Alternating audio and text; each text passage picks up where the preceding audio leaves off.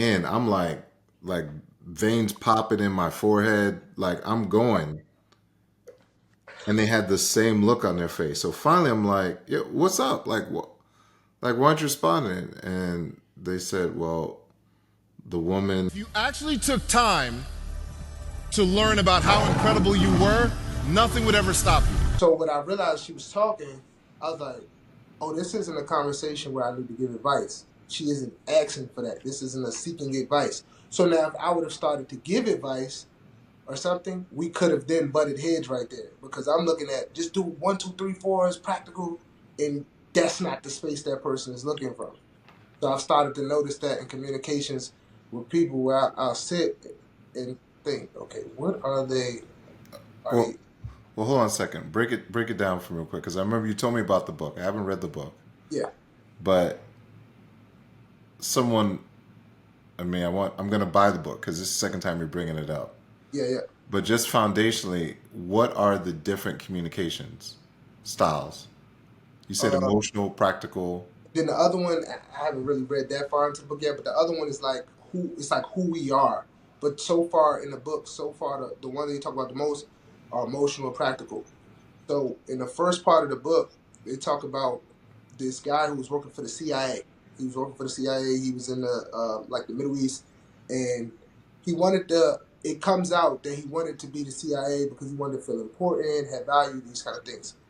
So he met a young lady over there in the Middle East, and he told her first he worked for like some some company. I don't know what they were selling, just like an average company. And so they went out a few times. So eventually, he told her that he was a CIA agent and that he was trying to recruit her. Because with his once he told his job that he had a potential person, they had already imagine you tell your manager something and they told the vice president. So it was kind of like, oh yeah, you better come back with this person. And so now the pressure's on him.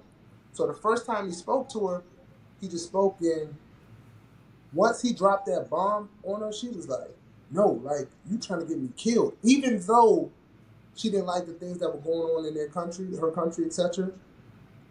Because of the way he, came about to Communicator. Uh huh. communicate it, it threw her off. It was bad. She didn't want to talk to him. So eventually, the last time they had met, essentially he was about to get fired if he didn't get her. So he convinced her to go out to dinner one more time. They go out to dinner, and he's essentially like, "Hey, man," he just had an emotional conversation there, naturally. It wasn't on purpose.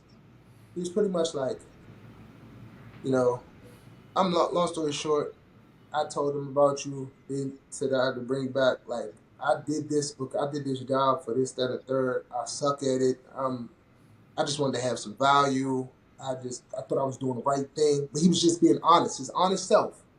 And because he did that, that connected with the space that she was in. And so then they were able to, and eventually she was like, I'm brave enough to do this. I could do it. I want to help you guys. And she wound up being one of the best like spies for the U.S. That's the real story. Right. That part is based on the real story. Okay. Uh, and then another one in the story that I like was there was a case of a guy who was like a felon or something, and he saw this job posting that said pretty much if you want to be a security guard, you gotta go here, you gotta get a gun, da da da, come over here, register, and get the job. So he think he's doing something good. So he goes, buys his gun, locks it away, puts it in his house. So when he went, I think to like go talk about the job, uh, they pretty much asked him like, "Yeah, do you have a gun?" He's like, "Yeah, I bought one. It's in the room or whatever," paraphrasing. And so they ran his name, just do a search, and they saw that he was a felon, which you can't Have have a a gun. gun. So the guy's like, the officer was like, "Hey, do you have that gun?" He was like, "Oh yeah, it's in the house out there." He said, "Can you bring it to us?" So they brought it to him. As soon as they brought it to him, they locked him up. Wow. Yeah. So they locked him up, and he went to court. They had the jurors, and pretty much they had like a three question sheet that pretty much said, did he have a gun? Like it was three questions that literally was easy to say guilty, right? And he was gonna go away for a long time. So you had a bunch of jurors in there, but you had this one who was a quote unquote super communicator. So he didn't speak like out of the gate. He let everyone else speak. He saw everyone else's stance. So originally, long story short, he was able to communicate in a way that they eventually say he was not guilty, but he had to understand what everyone was in the communication style or what they were looking for in that. So you had some people. You had one guy who was what do you call it? He was an ex fire marshal or something, and he's very policy driven and strict driven. Like that was his whole stance. But of course, he didn't have the words to say that until this guy found a way to get him to say what his true feelings were. So his true feelings were, it really was nothing per se against the guy, but he just felt like rules and things were needed, because if not, then say we let this guy go and he go hurt someone, etc. So if we don't enforce rules and we just let things go, then anything can happen. And so when the guy realized that, he spun the conversation a little different. Was like, you know what? I actually agree with you. He said, but here's the thing: we're here debating and focused on this guy who clearly bought a gun, put it up in the shelf, didn't have no plan of using it or anything, when there's people out here that are doing a lot with it. We could be focused, to your point about safety. So we shouldn't be focused on this person. This doesn't look like a person that was trying to break the rules. This person doesn't even come across as that. And he stated it from that standpoint, and then that guy was able to come around. So it's part of it is about meeting people where they are, but just knowing what conversation to have. Isn't that deep? That had that guy not been what you call a super communicator, that other guy goes to jail. Oh, easily. The vote was like 9 to it was something crazy at first. It was not in his favor at all. It was not in his favor. It was like a educator who was, at first she was reserved, because you know how educators are empathetic a little bit, like, how do we know he could comprehend that was like that? And so she was from that standpoint, and someone else was from another standpoint, but everyone else was like guilty at first. And he was like the strong-minded person of guilty. So once the guy was able to communicate and figure out what everyone was, because essentially when he realized that everybody had their reservations for different reasons. So if that's your reasoning and I'm talking about this or from this standpoint, then I can't meet you where you are. But if I realize your question is more about, or you're more about like safety, gun safety or something, and then I address it from there, that's a place we can go. If yours is more assault based, and I'll address it from there, we can move forward. So it's a good book though. Yeah, obviously I work with a lot of people, and one of the things you begin to realize is not what you say, is what they hear. And when you have a lot of different personalities,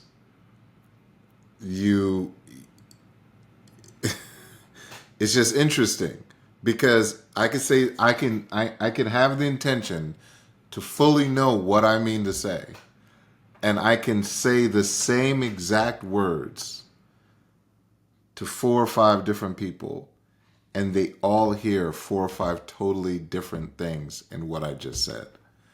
And when you talk about being a super communicator, I mean, going about the game within a game, man, if you have that ability, if you have that ability to, and you were just doing it when you were talking at the beginning, how like you were having that conversation and you like had a thought where you paused. That's powerful. That's a powerful pause to be able to say, okay, what conversation are we having right now? Is this an emotional conversation? Is this a logical conversation? Is this you know what I mean? Like that. The fact that you read the book, one, is impressive. But or reading the book is impressive. But number 2, to have the presence of mind, because when the emotions are going and you can start to feel yourself getting hyped, to be able to just hit the pause button and say, okay, what's happening here right now?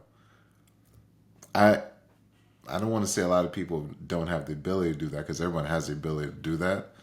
But you've sold me. I'm getting that book and I'm reading that book, because It's a good book. Get the audio. You can start with the book. It's on Audible too. So I oh, is listen it? to. I Yeah, listen I to the got a audio. trip coming up. So I'll listen to it while I'm traveling. For You'll sure. like. I know you'll like it, because I like, I like, it's like Yeah. psychology and stuff. But it's Yeah. the you don't think of that stuff like that. You like, wait, Mhm. this is but then it makes sense when you Yeah. like, wait, but you like, but this make a lot of sense. You like, it's crazy. It makes sense like this because you Because you never have think of it. experience.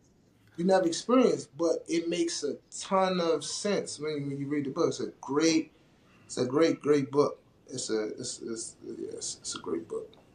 I remember this a buddy of mine in high school and his girlfriend. They're great people, but you're flashing me back right now because she'd always say, "I love him, but he doesn't listen to me."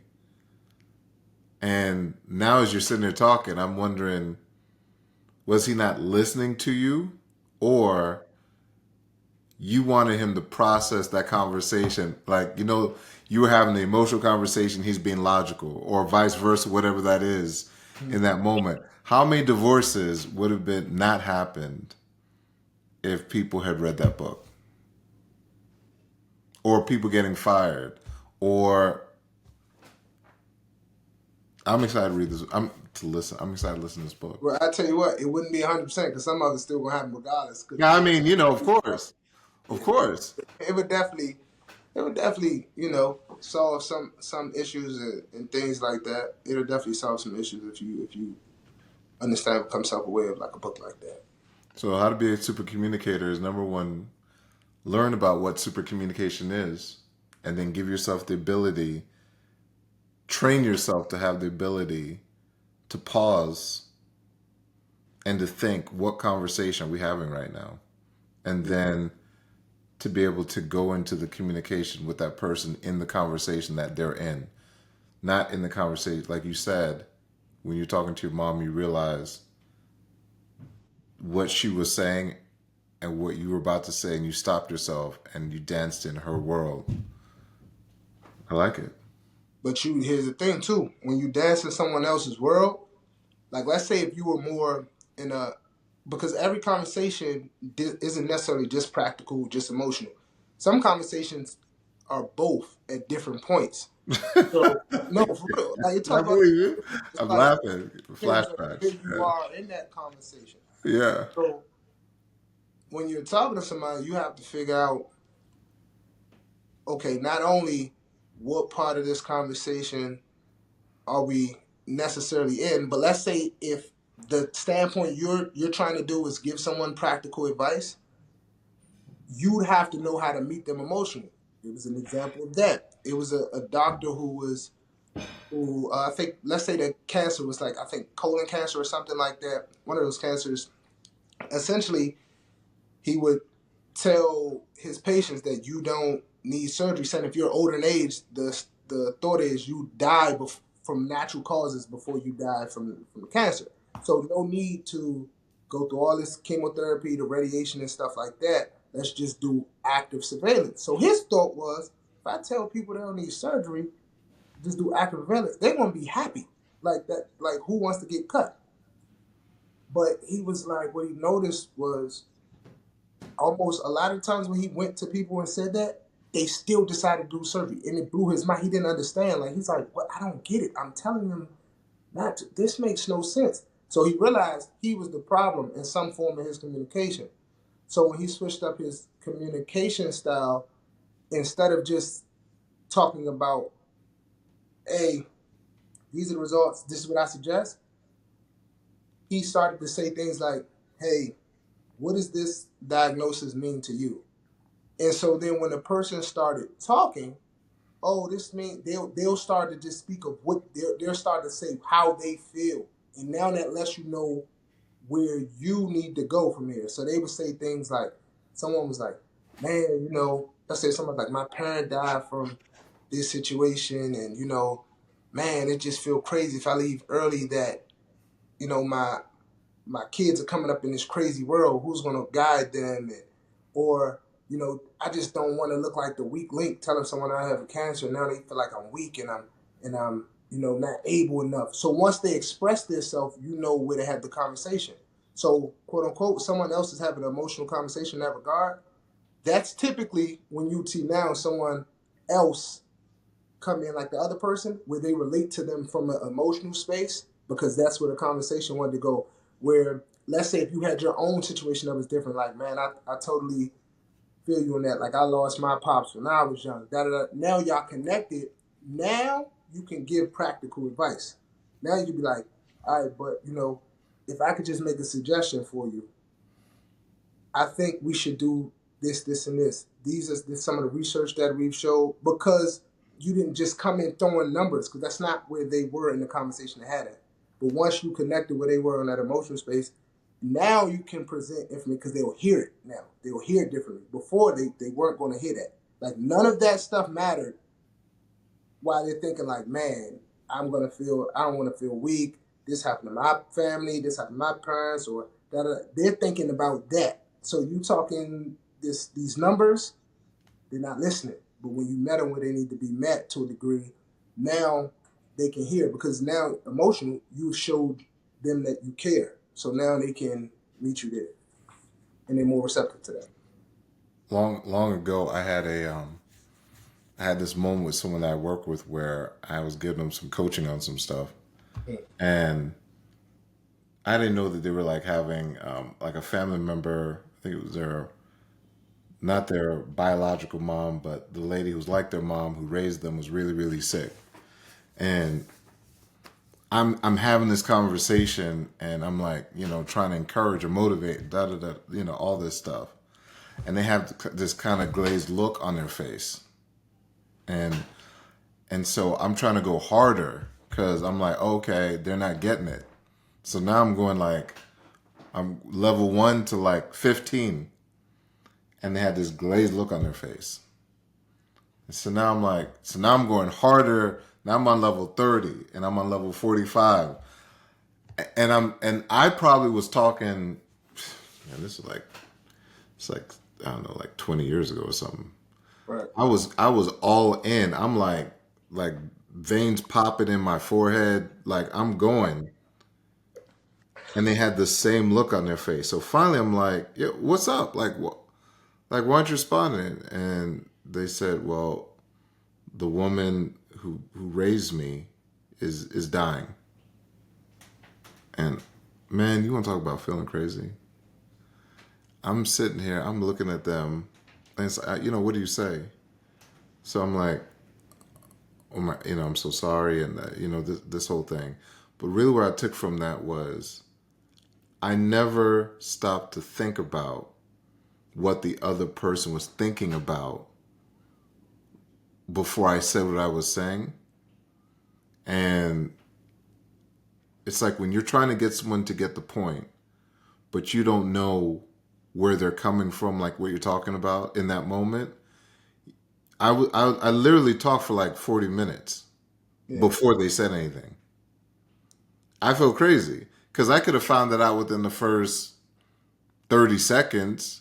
I could have picked up, like, they're not responding at all to what I'm talking about. And I made the decision, man, that day that I would be conscious of people, and not just come to people and have like a fix. Here's the point I'm trying to make, but I'm like try and be aware of where people are. But as you're sitting there talking, I'm thinking about conversations that went left, that had I had this information to pause and think real time. That I'm going to listen to the book, because I'm going to listen to the book. But the most powerful part of this was when you paused real time and thought about, where is this conversation going right now, and to be able to adjust to make it an effective. Because if you're talking and nobody's getting what you're talking about, because it's not like, what's the point? The most powerful thing I got on top of the concept was the power of that pause. Yeah. That pause is powerful.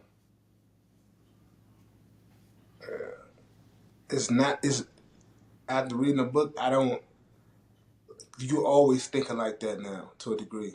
Like, it was a young lady I was dealing with, and she called me one day after work, right? She called me one day after work. Uh-huh. And she like venting about work. Usually, my friends or people, they call me for advice. She's venting about work. But I realized in the moment, I was like, oh, she just needs to say what's on her mind. I don't need to give a lick of advice. The reason I knew I didn't need to give a lick of advice, because as I was listening, I tried to be funny. the stuff she was talking about don't sound like it needed. It seemed like the advice would be obvious, and or she knew what to do. Like it Yeah, said, like yeah, I know you know what to do.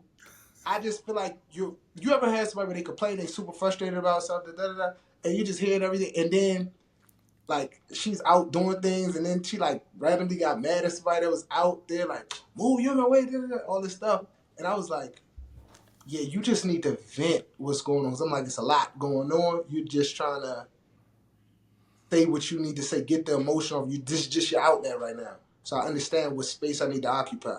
So I'll just occupy that and look at it no more than that, where it's like you're asking me what would I do? Because if that was the case, you're gonna ask me to a degree, like what would I do? Or you'll formulate the conversation a little bit different. But in this space, in this time, what you need occupied is just somebody on the phone and you're venting.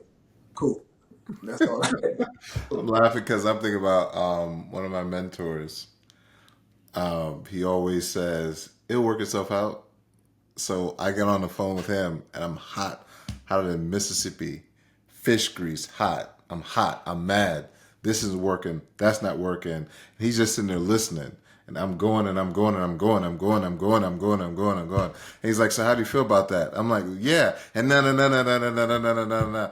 And then he's like, okay, what about how do you feel about that? And then and I'm going. I'm like, yeah. And at the end he says, yeah, it'll all work out. Like, what? But you know, by the time I got to the point of it'll all work out, I was so tired of talking about it that he just did what he was supposed to do. He recognized real time what I needed and just let me do it. I That's don't know why if you read the book, but that's he powerful. That's why he kept asking you, what do you think about that? Because Correct. you're unpacking everything. Correct. Yeah. Just that. I just let it all out. 15 minutes later, Yeah. conversation's done. Yeah. But it's still 15 minutes, but conversation's done. And that is the difference that, man, yeah, I'm going to enjoy this. Thanks, Jamelle. I appreciate it. Good looking out. Actually took time to learn about how incredible you were, nothing would ever stop you. See, the definition of sight is the faculty or power of seeing.